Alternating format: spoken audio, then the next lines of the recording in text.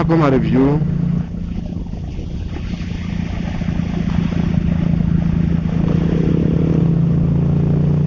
Έχουμε Yamaha MT-07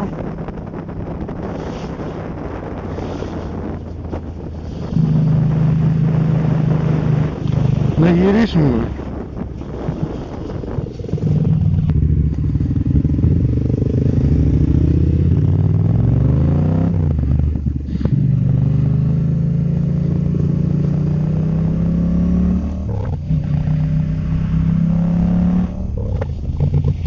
Σκασίματα.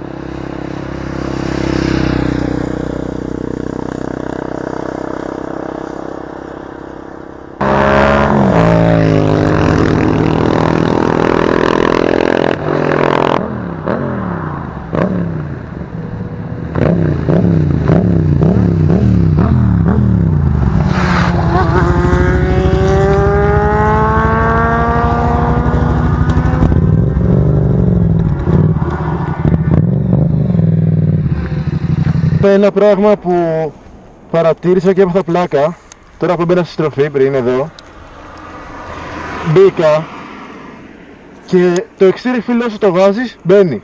Ναι. Αυτό το έβαζα και μόλις έβγαινα με σήκωνε μόνο του. Μόλις έβγαινες από τη στροφή εννοείς? Ναι.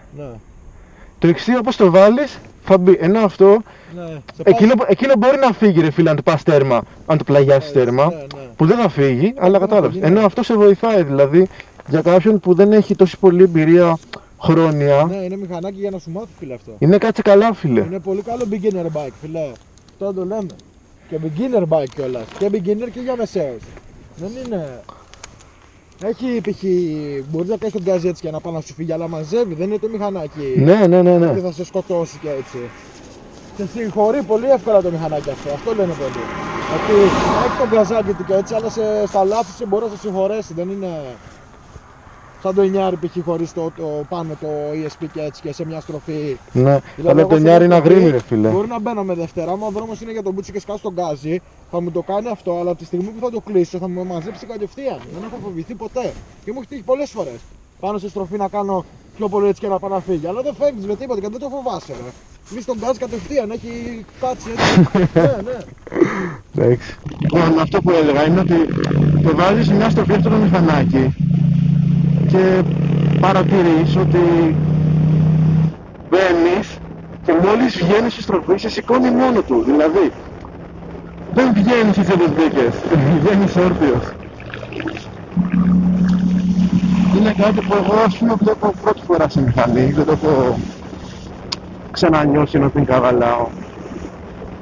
Αν το έχω ακούσει, όχι και το συγκεκριμένο, και δεν το περίμενα.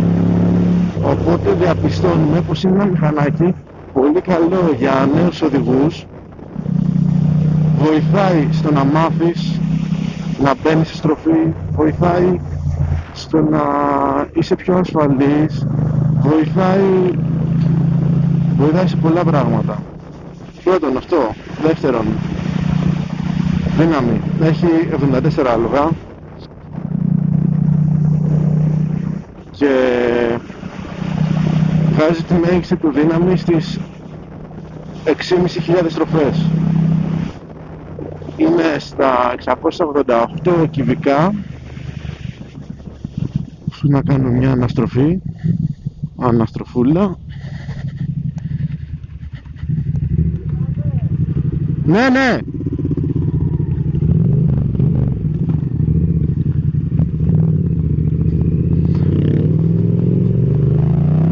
688 288 κυβικά.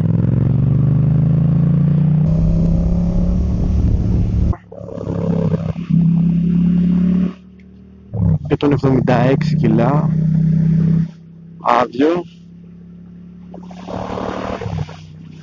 Γενικά εγώ θα το παίρνα πάρα πολύ άνετα αν να με ρωτούσε κανείς, γιατί έχεις αρχικά χαμηλή κατανάλωση, βγάζεις 23 χιλιόμετρα με 1 λίτρο.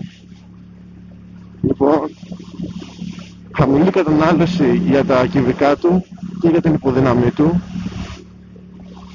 Είναι ένα μηχανάκι που έχει ABS, έχει ιστορίες τέλος πάντων που θα σε σώσουν από πολλά πράγματα. Το μηχανάκι θα σε συγχωρέσει αν κάνεις κάποιο λάθος.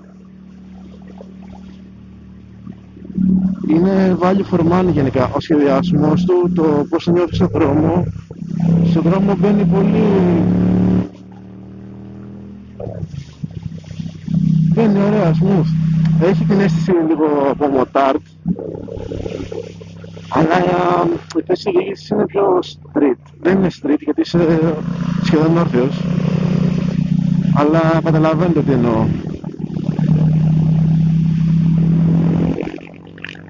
Το κοντεράκι το βλέπουμε εδώ χιλιόμετρα που έχει κάνει, 2 χιλιόμετρα ανά ώρα, ταχύτητα, στροφές, βενζίνη.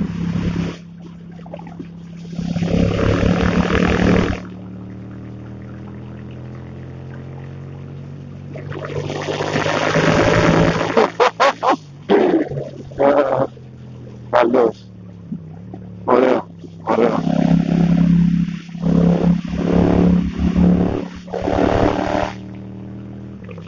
Πολύ ωραίο. Πολύ καλή επιλογή.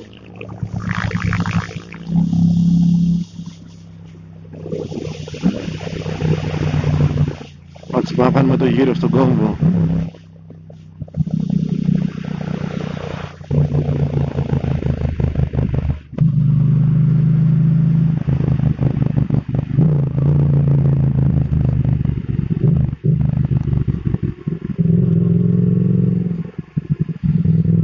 Το συγκεκριμένο είναι μοντέλο του 2019.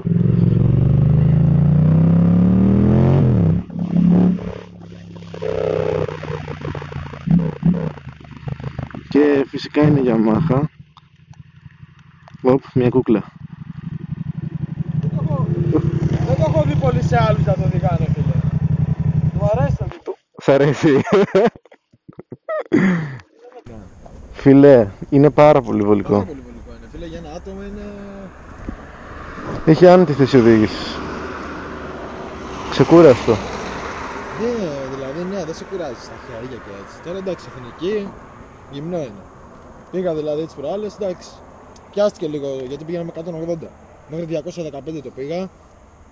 Δεν είχα καλό κράνο. Τι, πόσο το φύγες? 215-220 εκεί. Α, άκουσα 285 και αγχώθηκα. Τι είναι, μαλάκα.